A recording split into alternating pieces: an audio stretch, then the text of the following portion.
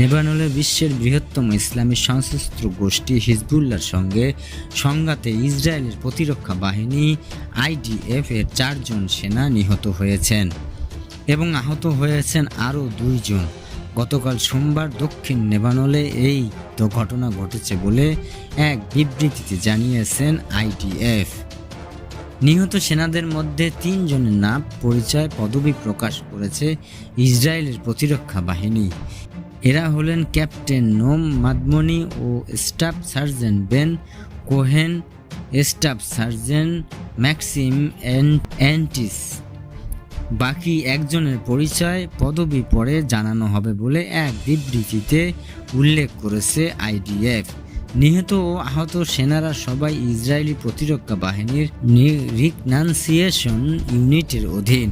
এক বিবৃতিতে আইডিএফ এর পক্ষ থেকে বলা হয়েছে, গতকাল সোমবার দক্ষিণ লেবাননের পশ্চিমাংশে সামরিক অভিযান চালানোর সময় সন্ধ্যা 6টা 30 হিজবুল্লাহর বন্দুকধারীদের হামলায় শিকার হয়েছেন তারা।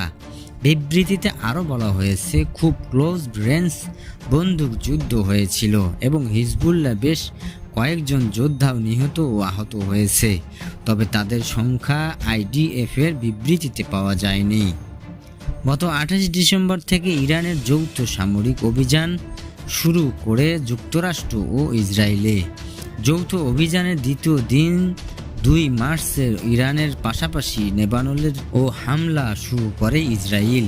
লেবাননের সরকারি তথ্য অনুযায়ী গত 2 মার্চ থেকে এ পর্যন্ত ইসরায়েলি হামলায় দেশটিতে নিহত হয়েছেন 1247 জন এবং আহত হয়েছেন 3690 জন।